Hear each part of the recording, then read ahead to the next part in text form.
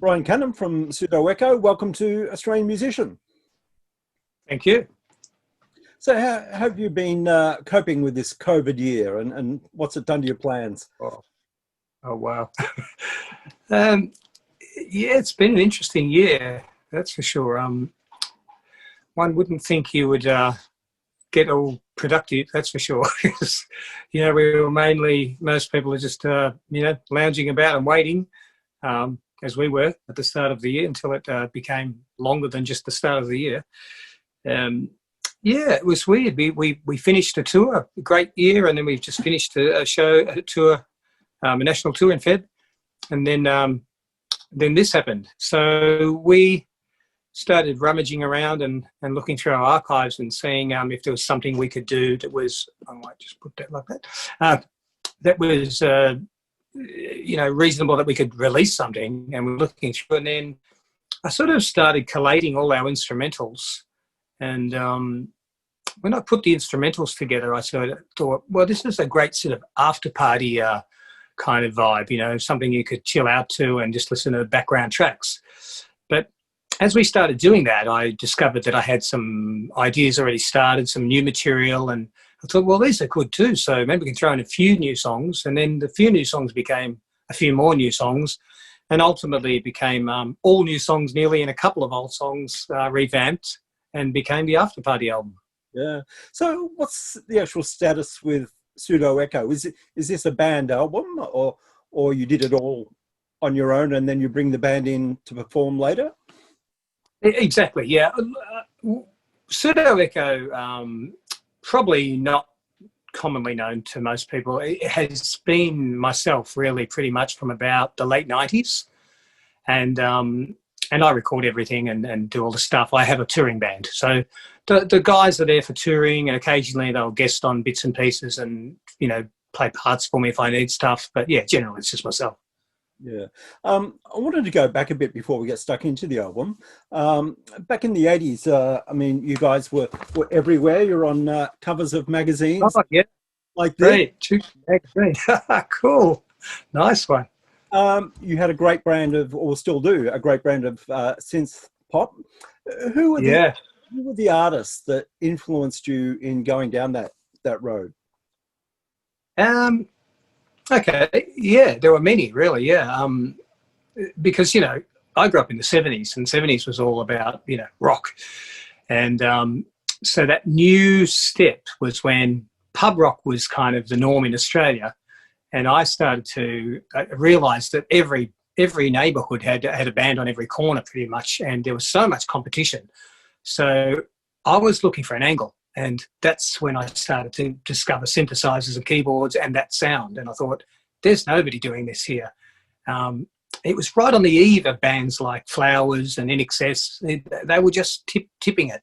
So I started to listen to things like Kraftwerk, some early Human League, Ultravox, Simple Minds, Spandau Ballet, even Duran Duran, all their very early works then, and more obscure acts too, and Japan, things like that. And these were all massive influences on me, and as a vocalist and in the way I approached the songs, and the type of synth sounds we used, and the way I played guitar, because it was also quite... an interesting thing happened is that the guitar really took a back seat in the early 80s. It really wasn't prominent anymore. So being that being my main instrument and what I wrote on, that changed a lot, because I started to write on keyboards, and the guitar just became just a little bit of embellishment.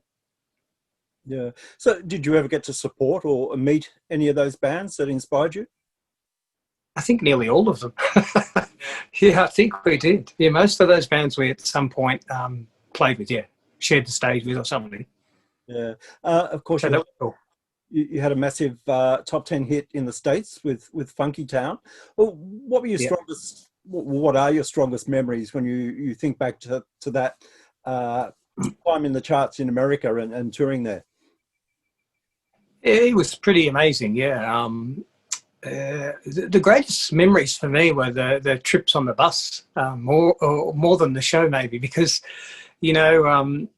most of the band would just be, they'd be just holed up in the back there in their rooms. They had rooms on these buses. They were massive, you know, and they'd have a big entertainment room at the back. And so most of the guys would be watching movies and all this, but I'd be always up the front with the driver and the tour manager, and they'd just be giving me a great guided tour of the whole of America as we were touring across the countryside. So I found it amazing, you know, like it's this big panoramic glass fronted bus, and, you know, the driver had so much local knowledge, and it was just fantastic. You know, it's free guided tour, personal guided tour, and then when you get to your destination, you don the outfits and the guitars and become a rock star for 60 minutes. Yeah, I believe you got to meet Steve Greenberg, the writer of Funky Town. Yeah, Steve came across. I think he came to a couple of shows. Yeah, it was good because he hadn't gigged for years and he wasn't really playing, and I think when he found out we were covered the song, he was so ecstatic and he was so excited, and he'd heard all this hype about, you know, this band from Australia. And ironically, the show that he came to was the one show that was probably the crappiest attendance of the whole tour. It was some show that we didn't tacked on at the last minute, and then there was no publicity, but it was pretty funny. I think he was thinking, oh, great, you know, these guys are not going to do anything with it. So it was a lovely surprise to us all when it did what it did. Yeah. Another headline from Duke. If you could see that. Yeah. Oh, God. Loves Madonna. Tell me about that rumour. Yeah. That's not a rumour. Pardon me. Yeah, well, at the end of the 80s, or, you know, mid to late 80s, you know, as you'd remember, that sort of synth pop sound started to go a bit, and it was like, you know, bands like Aerosmith were enjoying a renaissance with Run DMC, you know, covering their song, and then all of a sudden you got Van Halen, you know, with Jump and Poison, and all these bands were, you know, they were rocking it back out again. So we were being pressured from our end, you know, management and labels say, hey, you guys need to beef it up, you know, we need some rock. So we started to get into that sound and that look, and then we got offered the Madonna tour. And it's like, well, hang on a minute, this is completely against everything, you know, we're trying to do here. So yeah, we knocked it back. Not too many can say that. Well, fast forward now to 2020, and you have got this wonderful album out, Afterparty, which has elements of synth pop, disco, ambient chill, all these different elements, but somehow it sits together well in this one package. Yeah. Was that a concern, having all those different elements, that it wouldn't sit? Yeah, it's always something, you know, when you put together an album. You know, as a producer, the first thing I look for is coherency in the tracks. They need to match, and I'm to the point of almost obsessive about it. And this is the first time where I sort of let that down a bit and just said, look, this is me, this is my sound, these are my songs.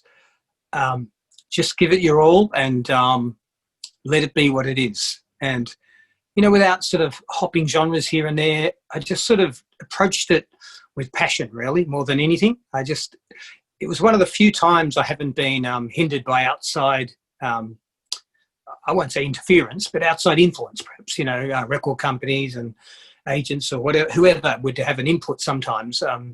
This was one of the few times that I really just immersed myself into it and really gave it my all. So bringing it all together wasn't so calculative this time.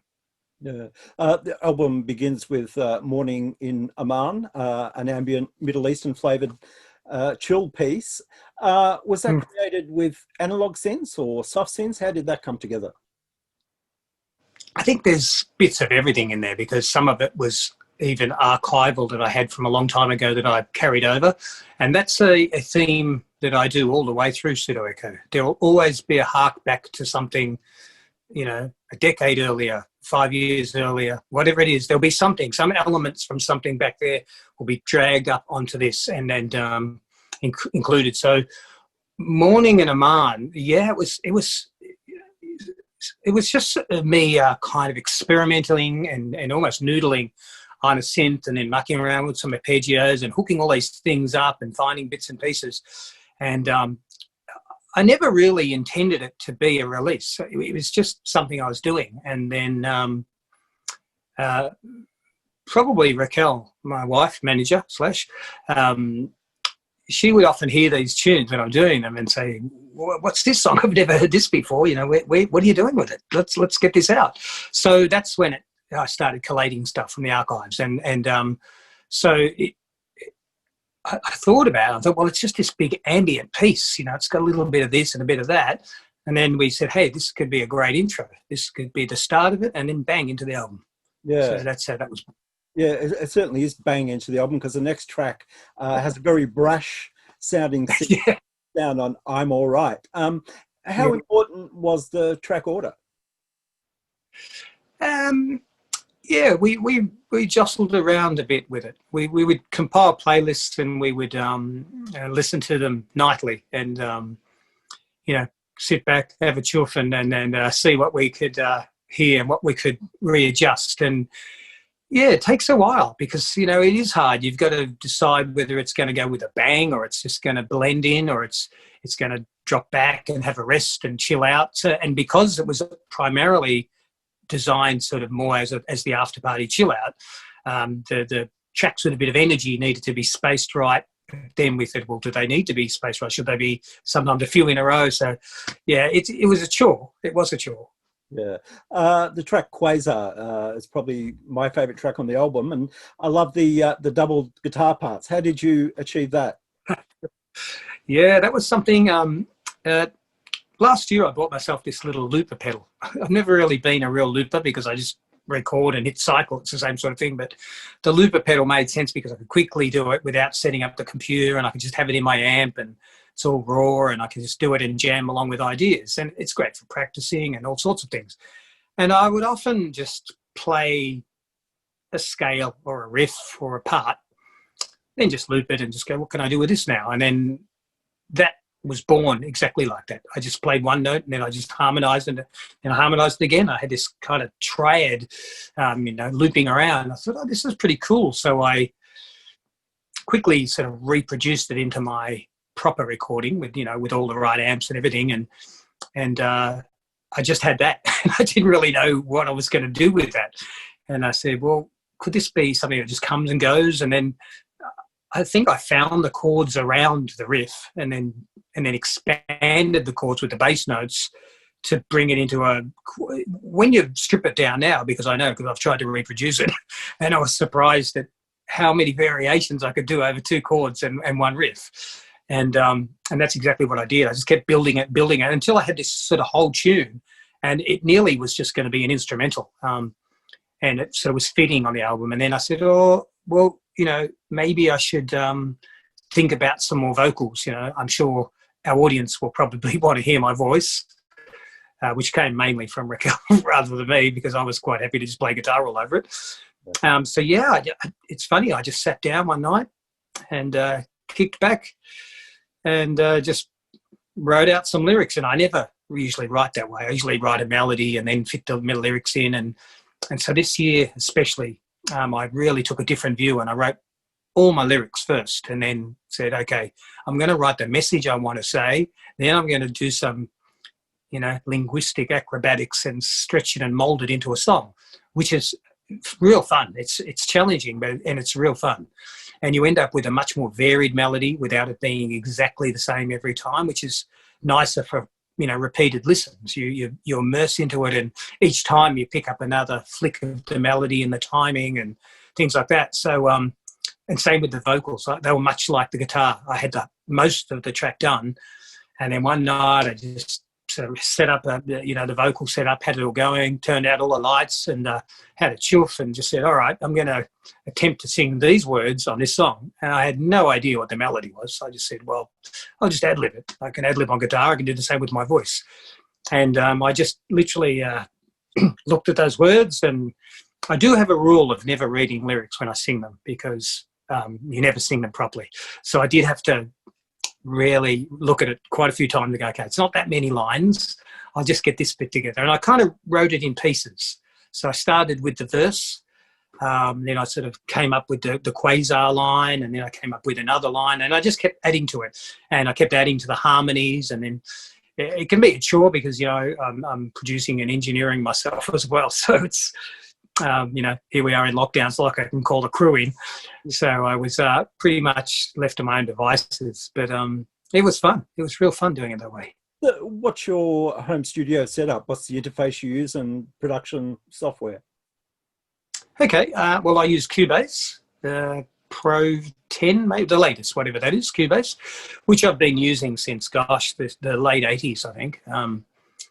Yeah, I started on Atari. So it was hard for me because the trend then went to Pro Tools. And for me, I'd already spent maybe 15 years using Cubase when the trend went to Pro Tools. And I thought, I'm damned if I'm going to start back there. You know, I'm at an advanced level on Cubase, and then I'm going to go back to that. So I just said, you know what, I'm going to stick to my guns here until they stop making it. Then I'll deal with it. And so, yeah, Cubase was the main software. Then I would I have some PreSonus interface and studio setup. That's the thing that distributes where it goes, the little control box for a control room or speakers, headphones. And that's a great piece of kit, that, because sometimes you're very limited to the way you can monitor and the way you can play back. So that's great for switching speakers and different environments. But it's very simple. It's just in the box. It's just running off a laptop and bunch of soft synths. I have you know, a Technics, the old school electric piano that I have on the side there, but mainly it's in the box, mainly. And then I have a wall of guitars, vintage guitars. So they're a nice contrast to the sort of coldness, as people often say about digital. But I spend a lot of time, if I'm going to use a soft synth, I'll spend a lot of time pretty much morphing an analog synth. I'll look at the things that drift and the way it changes, and I'll do that. I mean, in a perfect world, I'd love to use analog synths again, but as we all know, they take up lots of space. And when you come back to mixing it and you want to adjust something, I think I should have played that chord. Well, you better have the synth on hand and the same mixing, routing pattern and everything. So it can be a pain. So there are pros and cons either way. You know, I'm old school in one way, but I'm also very practical. So, and practical is good when you want to get the idea down and you don't want to fuss too much. So what were the main guitars that you used on this recording? I reckon I used, well, there's a Strat, a 73 Strat in there. I'm all right. The background sort of funky, clean distortion. On the main riffs, I think I used a combo of, I have an Ethan Hart EH2 guitar, which is kind of a boutique company in the States. I don't know, they're kind of half prefabbed, and then they add all this great sort of hardware and electronics to them. They're a tone monster. They're big and heavy and, you know, massive sustain. So for soloing, they're just, nothing beats it. And silky smooth frets and everything, as opposed to some of my vintages that are like rusty nails. But yeah, I have a beautiful Ibanez Artist, one of the very early ones with the gold embellished and mother of pearl stars and great looking. But and I had that guitar when I was a kid, so that's very sentimental. I used that on the outro solo of Love and Adventure and a bit of wah and all that. So probably between those three, there's a Les Paul, a 79 Les Paul Gold Top Deluxe that I chuck in there somewhere. That's good because it's kind of a Les Paul humbucker, but still got a bit of twang like a Strat, which I mainly play Strat. So I feel kind of at home with that. And then, yeah, sometimes I'll look and I go, this quirky looking thing. I have this, you know, just one of those Artcore big body jazz guitars that I'd throw in here and there. I think that might be on Gone is the Wall. There's a few jazz chords. And so, yeah, bits and pieces. Yeah. You've got, I don't know if you've still got it, but the Gibson Explorer that you acquired in America. Tell us the story behind that guitar. Wow, that old beast. Yeah, well, I bought that in the 80s while we were on tour there in the States, and I bought it from the Guitar Center in LA. And the main reason I bought it was because there was just stars and stripes and screamed Americana. Americana fashion was in a big way in the mid to late 80s. And I almost bought it as a souvenir. I didn't really think I'd play it. But as I got it. A few of the guys would say, "Oh, this is great. This looks so rock. You got to use it." And as I said earlier about the rock movement. So I think I would have promptly put a Floyd Rose tremolo in it, locking system, because I was playing that style at the time. So I would have needed it. It would have had to have that on there. And then we started touring, and then we had a very multicultural crew. So from Afro-American to Indian to Chinese, we had a few Southerners. We had them all, and they all got along great. It was fantastic. And one day, one of the guys said something to me about the Confederate flag, and I was just a kid and an Australian and quite naive about American history. And when he sort of told me the connotations of the flag, I was a bit horrified. I thought, oh God, that's the wrong message. Like, as much as it looked cool just physically, it was a bit the wrong message. So I quite promptly took the guitar. Well, we either sent it back home or it came back with us during the tour. And I sent it to a guitar luthier, and I said, I want to replace some of those stars, so one of the lines of stars or two of them, with something, not so it's not a Confederate flag. I just want the red, white, and blue. And I said, how about kangaroos? I said, that's nice and patriotic, and and that's the part. Because somebody did once say to me, how come you have the Confederate flag on your guitar? Shouldn't you have an Australian flag? And that was a good point. I said, yeah, fair enough. I was touring here, and I was, when in Rome, so I was trying to blend in that way. But then I thought, good point. So kangaroos it was. And funnier still was the luthier said to me, have you got a template of the kangaroo? And I used my boarding pass, the Qantas kangaroo, and I said, yeah, that. So I faxed my boarding pass to him. He just said, all right, I'll trace that on there. And so it's still kicking around. I don't own it anymore. I sold it years ago. A guy owns it still in Tasmania, and he sends me pictures of it every few years. That's great. Yeah. Nobody's doing any touring anytime soon, but when you do, will Afterparty be a difficult album to translate live? Oh my God. Wow. This is also one of the first albums that I decided not to consider how I would reproduce it live. I always do, and I always have. It's probably not, when I produce another band, I say to them, no, you can't do that. You got to figure that out later. We've got to make the right record. So it's a bit like the teacher teaching myself, So this time I said, okay, I started sort of advancing things and progressing and evolving tracks. And I could see, okay, that's one guitarist, that's two guitarists, that's three guitarists, that's four guitarists, there's five vocalists, there's this, there's that. It just became epic. But I decided that was better for the record. I said, this is the record. I need to make a great record here. It's not about how I can reproduce it. I'll deal with that when it comes to it. So, yeah, I dare say I'd have to run some tracks, and, we'll get some harmonizer pedals, and, my pedal board does all those harmonizer things on the guitar anyway, if I can spend 2 seconds to figure it out. But yeah, it'll be a bit. So we probably wouldn't ever play it in its entirety live. Well, not at this point, unless it went through the roof and we had to. But the way it's shaping up, it's been very well received. So, and everyone's saying we're hanging out to hear some of these tracks. So we will no doubt pick a few of the top tracks that'll work in with the set. I also have to take in consideration the tempos, because this album's way down tempo compared to our past stuff. And I'd have to find a good spot in the set where I can bring it in and bring it down. But also we might throw some medleys or throw some in. But yeah, thanks for reminding me about that live. God. So what are the revised plans for 2020, or what's left of it? Well, the revised plans are that we are to continue producing video clips for the lead tracks, which we've done one for I'm All Right, and all of the above. We started with a promo teaser of I'm All Right, but we didn't do a full clip. We've done that. I'm all of the above. Then there's the next one is going to be Wedgetail, which we have half cut the video together, just waiting for some outside time to do some more filming, which is a bit restrictive at the moment, but we'll get there. And then Quasar will be a single too, and that's got parts of the clip assembled already. So that'll take us up to the end of the year, I would say. And then no touring this year, obviously. And next year, we've just announced that we're going to be one of the first bands to tour internationally with the festival in New Zealand, Greenstone Festival. So they're doing special arrangements for us to get there and not have to do too much crazy quarantining and things, so we can do the show. So that's very exciting. So it's 2021 will be the big touring year for us. Yeah. Right, Brian, it's been great to catch up, and all the best with the album. I'm really enjoying it.